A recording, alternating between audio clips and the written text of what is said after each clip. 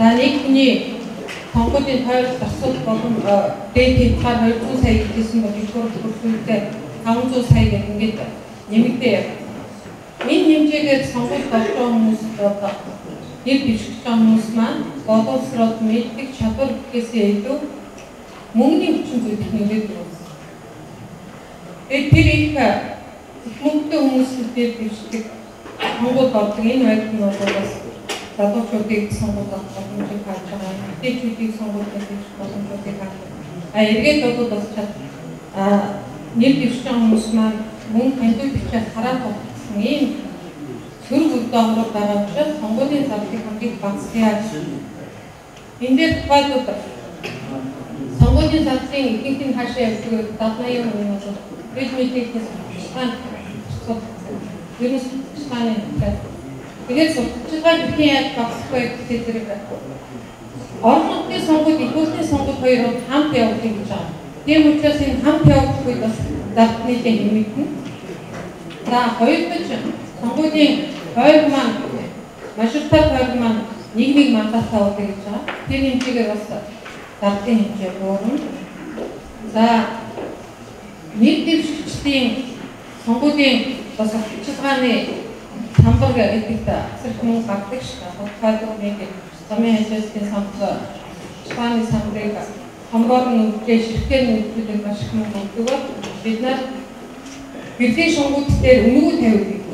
Үнэгүй тавих гэрлийн өсвөөс судаад өгч. Хоёулаа судаад өгч. Өсвөөс мөнгө гахгүй мөнгөд сонгуулийн зардал маш хэмээн. Герман болоод шинээр үгүй.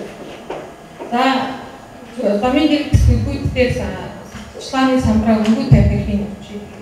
За үнэтэй байдгийг нь маш их хадгалаад одоо цөөхөн тооны байж тэгээд садаг чиг гэж байна. За энэгээр бол энэ зөвлөлтөөр бол энэ судалгааны самбарыг маш их зардлын нэмээ. За хоёр дахь нэг зардал бол бид мэдээний хэрэгсэл хаалтын гэрээ гэдэг мөнгө нэгтгэх.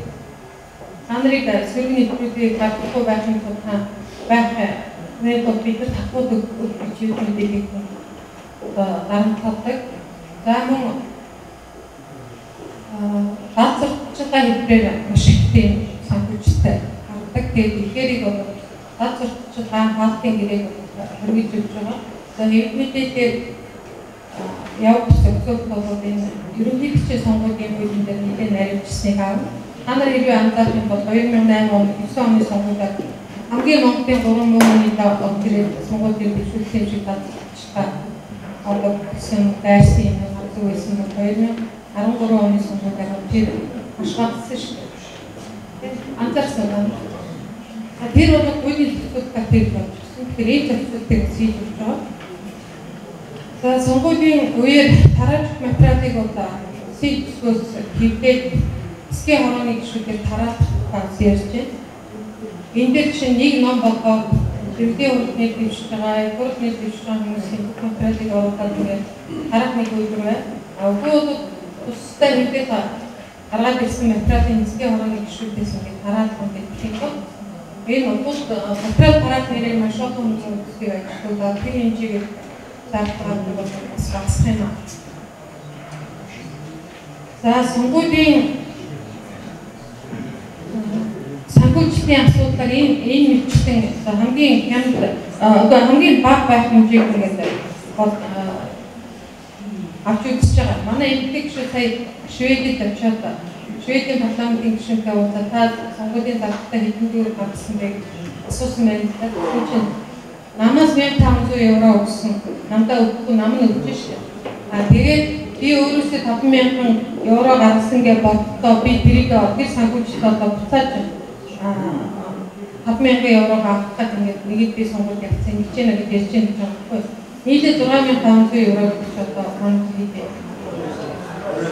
Тэний 20 сая тийм. Тэгэхээр манай хүүхдийн албан ёсны тайлбар дундчаар нэг хүн 200 сая төгрөг зарцуулсан гэж сонгуулийн ерөнхий орон хэлсэн байна.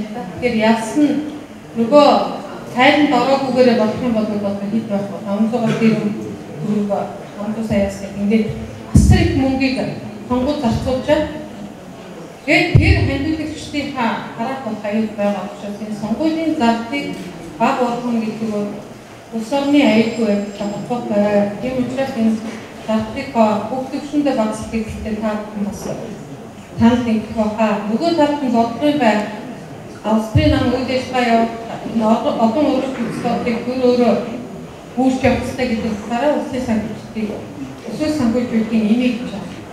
Энэ дээр одоо Германы жишээ бол жишээ нь 2-р дайны дараа олон ургач зүйлсүүдийг амьд байж авч явах нь бүрийн өмнө юм аа. Тэгээд энэ олон улсын санхүүжилтийг байгуулаад тэр санхүүжилтийг өсөөс өгсөн байж. Өнөөдөр олон ургач зүйлсүүдийг улсын намууд авч явах ичгээд тэгээд энэ өөрөө хаанаас ч ханддаг учраас энэ тэндээс болоод энийг үрж явуулсан мэт явж байгаа. Буруу юм аа.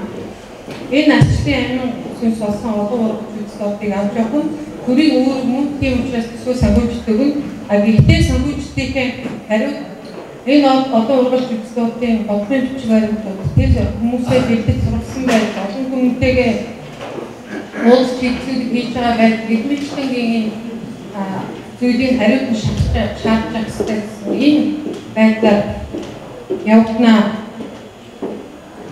За системтэй холбогдуулан бас та бүхэнд ингээ хэлэхэд дан давхар дээдийн асуудлыг бас энэ сонгуулийн систем явъя гэж байгаа. Тэгэхээр бид нар дараа сонгуудаас жилээс сонгууд дараагийн 2016 оноос хойш хурдын гишүүд, засгийн газрын гишүүд хоёр давхар гишүүдийн болиулаад анхнаасаа хурдын гишүүн байгаад ажлыг гэсэн хүмүүсийг хурдаар бишдэг. Засгийн газрын гишүүднүүд үсгэсэд авч ажиллах нь ойлгомжтой. Энэ үйлдвэрийг сонгуулийн системээр хангаж өгье гэж байгаа. За дээд сонгуулийн үетэй холбогдуулан та бүхэн бас мэдээлэл өгөхөд орон нутгаас ирсэн хүмүүс их байна. Тэгэхээр энэ дээр орон нутгийн сонгуудаар эрс хүрээгүй гэдгээс болоод дахин сонгууд хийгээд тэрний хурцтай байсан болоод энэ дээр ерөнхий бичгийн сонгуудаар дахихгүй нэмэлт сонгууд гэдгийг тусад хийсэн. Тэрний юу гэхээр тухайн эрс хүрээгүй байгууллагад сонгууд ирээгүй хүмүүсээс нь 7 хоногийн дараа сандын авалтаа өмнөх тэр сонгуулийн дүн дээр нэмээд явуулдаг ийм нэмэлт сонгуулийн зөвлөлтийг бас хуулинд оруулж өгье гэж байгаа. Тэгэхээр эрсдэлтэй холбоотой асуудлыг бас ийм хүм маягаар зөвшөөрнө. За өөр та бүхэн асуудал ийм информашн одоо ерөнхийдөө цагаа хэмнээд одоо яг гишүүд өөрсдөө байгаа учраас энэ орон нутгийн за яг гишүүнээс улсын хурал дээр бас хэлцэгдэж байгаа энэ төслийн хүрээнд, хуулийн хүрээнд бас асуулт тавьвал шууд дараа өгөөд явчихна. Бас гишүүн байна, өнгөр гишүүн байна, очин гишүүн сууж байгаа, промош бас сууж байна.